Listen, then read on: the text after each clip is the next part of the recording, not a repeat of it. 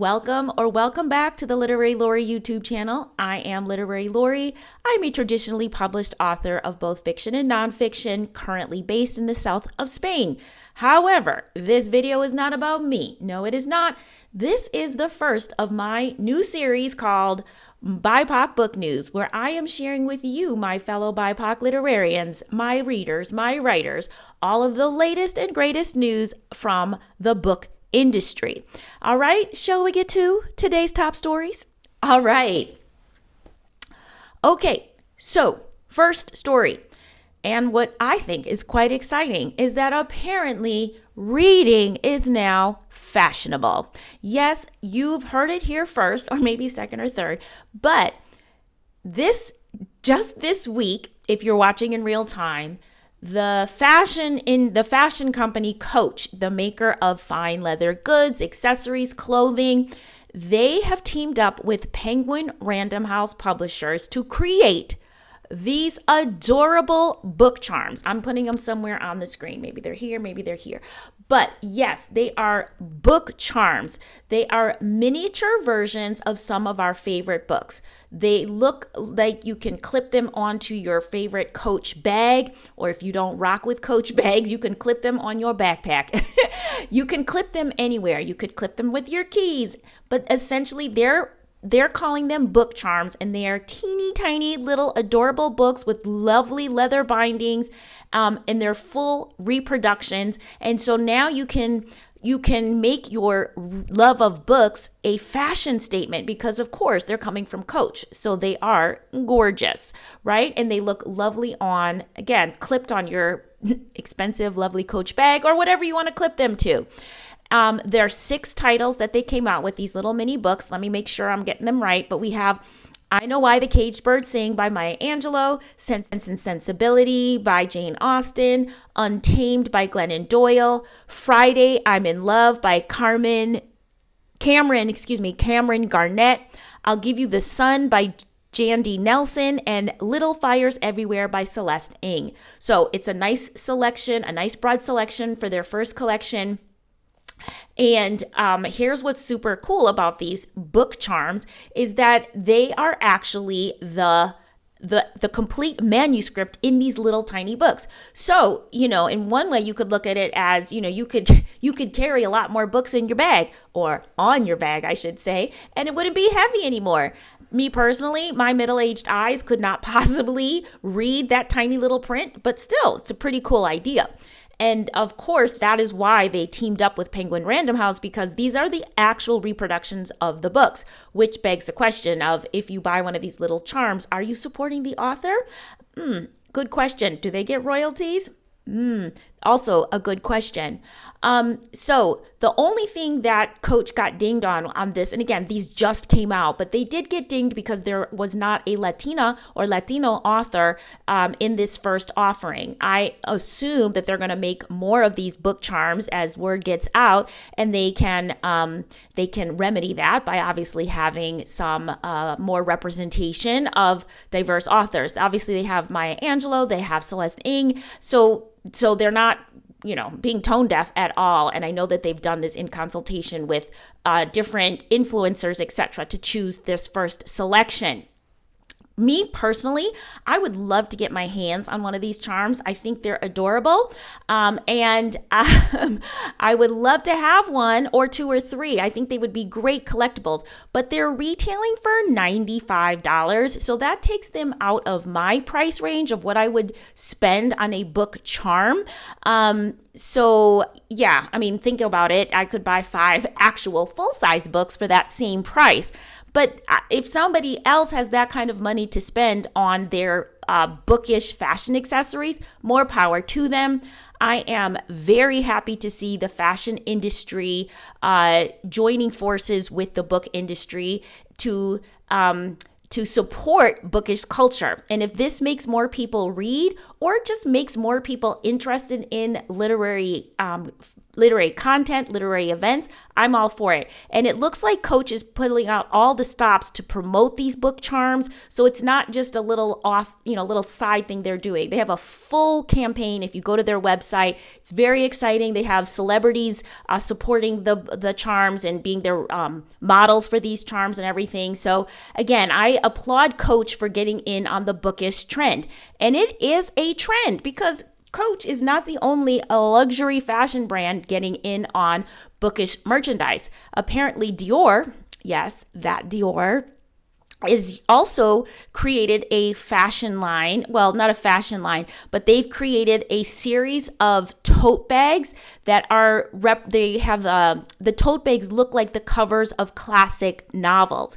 So there's like a Dracula one, there's a Madame Bovary one, and they have them separated by men and women. So there's like a tote bag that's more for women and there's some for men. They also have t-shirts with the same designs, like I think little wallets, little phone cases maybe. So it's a whole collection, and those are supposed to be, you can already see them on the Dior website, but they say that they're going to be available summer 2026.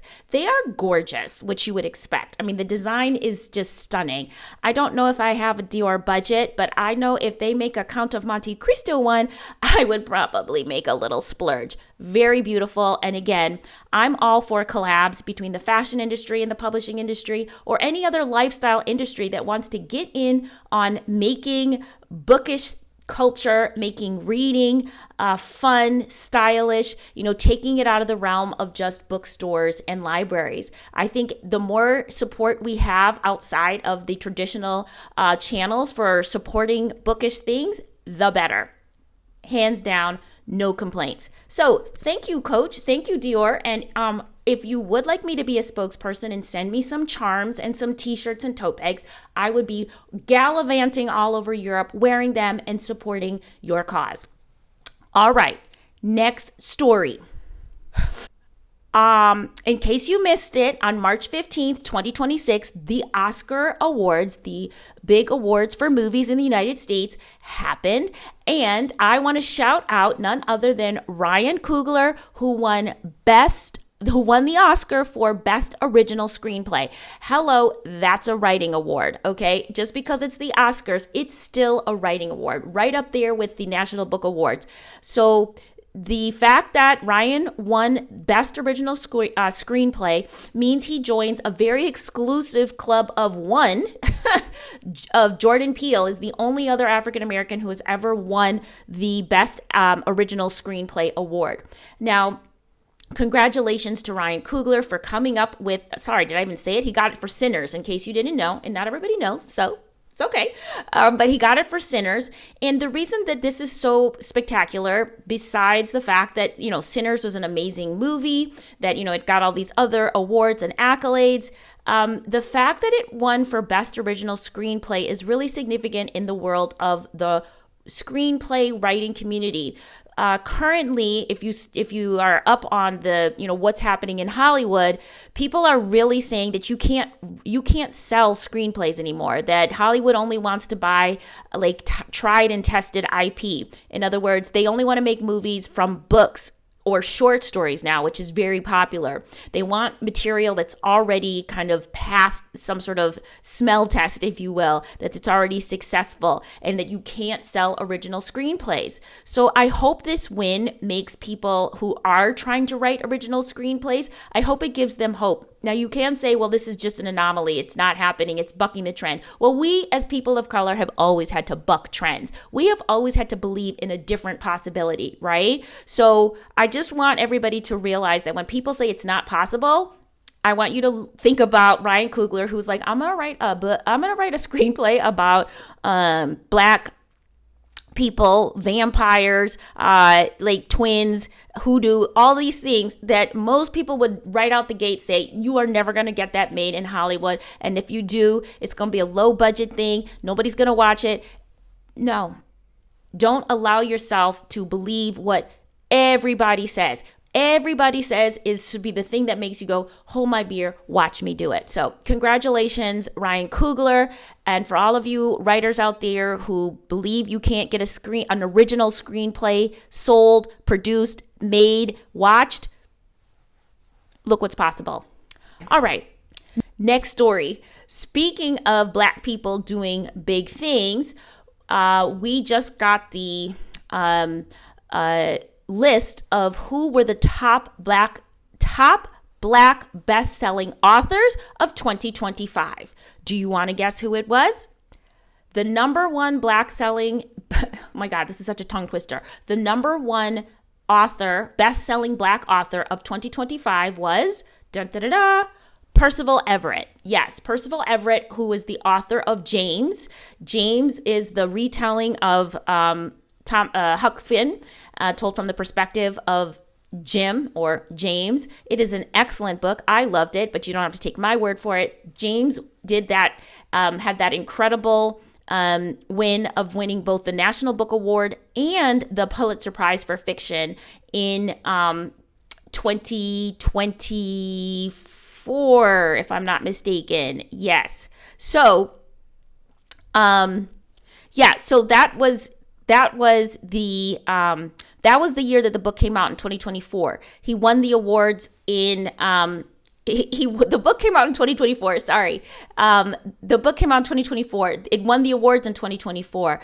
And that led him to be the number one Black author of 2025.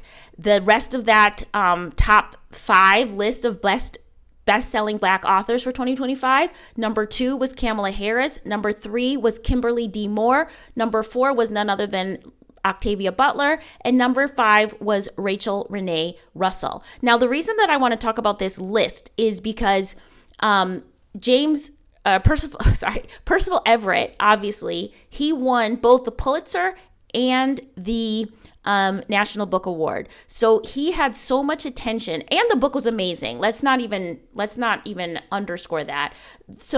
But that was one in 2024, and he was the best-selling author for 2025. So the first thing I want to point out is that books have a slow burn. Books have a slow burn, and that you can be the best-selling author the year after your book comes out, and maybe for consecutive years even, but that best-selling status does not just happen overnight. And if you build up, if you keep building awareness of the book, of course, those awards helped, but slowly, then you become a bestseller. So I want to impart on all of my writers out there that it doesn't have to be instant success. It can be building success. The other thing I wanted to just point out was looking at this bestseller list. Okay, one, Kimberly D. Moore. If you're not aware, she writes Bible study books. Okay, so her best-selling status, allergies. Her best-selling status is, she's not writing novels or even like creative or narrative nonfiction. She's writing Bible study books, but those are still books. And so she makes it to the list. Kamala Harris was a number 2. Kamala Harris is not a writer. She's a vice president and presidential candidate who had an incredible story to tell. Octavia Butler, rest in peace, is an ancestor, but she has so many books that are in circulation. Rachel Renee Russell, she is the author of the Dork Diary series. If you don't have a middle school child, you might have never heard of these books. By the way, Dork Diaries are the main character. It's like a Diary of a Wimpy Kid. It's like cartoonish, and there's words and pictures for middle grade readers. The main character is a white girl. So Rachel Renee Russell has made a franchise practically out of these books, these Dork Diary books. They just, there's multiple books in this series. So she knew a good thing. So again, being a bestseller, it's not one book. It's that she has so many in this Dork Diaries series. So I just wanted to point out what bestsellers, what that looks like and what it can look like. And on the one hand, it can be that you are, competing with literary ancestors like Octavia Butler, or you're competing with people who write Bible studies, which I guess, you'd probably have to, buy those books over and over and over again. So I say that for everybody who's listening, who is a writer, to one, not to chase bestseller status It's better to find your perfect audience and have a steady audience and not get too carried away with this idea of, I want to make a bestseller list, because the competition, again, is so far out of the realm of your control. If you're competing with Toni Morrison, who's still on the bestseller list, you're competing with James Baldwin, who's in the top 20. So is obviously Maya Angelou, Toni Morrison. You're still competing with people who you can't compete with because they have such a head start with you, right? So take that to mean, if you win top honors like Percival Everett, something like that might help, but don't chase bestseller status. We want to applaud those who make it, and it is great if you do, but don't let that be the end all be all for your measures of success, because when you study these lists, you realize how hard it is to actually break through, and that your competition, again, could be a president, a former first lady. By the way, yes, Michelle Obama is also in that top 10 list. All right. Speaking of lists, let's get to the next story. All right. Next story. At the end of last month, which was February, aka National Black History Month in the United States, we had the first ever State of the Black Bookstore report was released. What is this, you ask? I will tell you. So, in 2025, if I'm not mistaken, it was the beginning of 2025 or the end of 2024, a new organization was created called the National Association of Black Bookstores, NAB2. I don't know why it's called that. But anyway, it's a national organization where all the black bookstores said, we need to be organized and unified so that we can do more together. And so once they created this organization, they worked together to formalize a study of what is the state of the Black bookstore in America right now. And so in February, they released the first State of the Black Bookstore report and an official, directory of all of the Black-owned bookstores in the United States. So you know how every February everybody's like, support Black bookstores, and you're like, well, where are they? And people try to do, maps and lists. Well, now there is an official one, so that's amazing. So highlights from that report, and this is according to Black Enterprise Magazine, who, read through all of the report. The report says, this is just some highlights, is that there are currently 306 Black-owned bookstores in the United States, which makes up about 8% of all independent bookstores nationwide. So if you take the perspective that Black people are anywhere between 9 and 12% of the U.S. population, that 8% is not a bad number. The report also said that there has been a significant, quote, significant increase in the number of Black-owned bookstores in recent years. That's a win, right? That is so exciting. More Black bookstores opening is a win for everyone. However, and there's always a however, there are still ongoing challenges threatening their long-term survival, mostly economic ones, although there's other racism and things like that are also threatening our Black-owned, the stability of our Black-owned bookstores. So what does that mean for you and me, my fellow literarians? It means that we need to be very intentional and mindful of supporting our Black-owned and other BIPOC-owned bookstores if we want them to survive.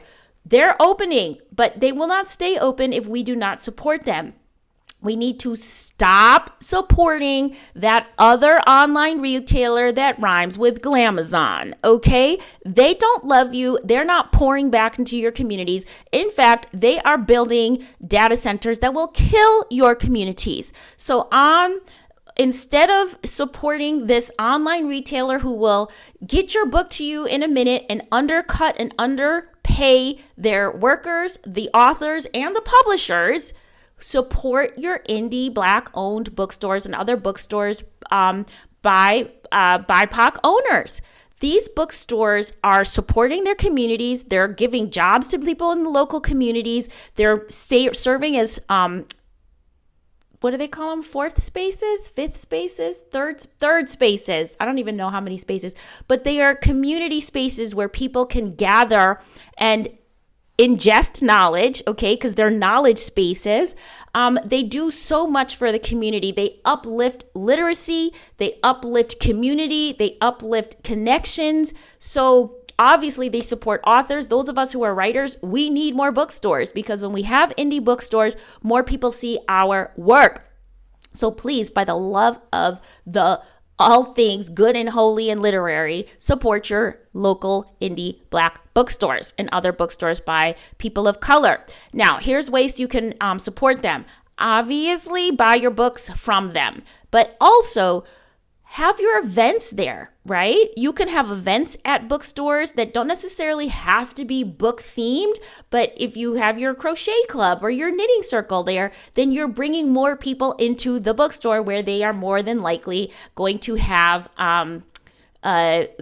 people might buy things if they're there anyway. Other things you can do is volunteer. A lot of times these indie bookstores don't have the cash flow to have a robust staff. So you can volunteer at the bookstore. I mean, I can't speak for every bookstore, but many of them would be grateful to have volunteers, especially when it's time for inventory, for example. My local bookstore back in Philly would often have volunteers help them when they have to do inventory. It's a thankless job. They would have to close the shop to do it. So there's a lot of volunteer opportunities, okay? So shop there. Stop shopping at Glamazon sounding places.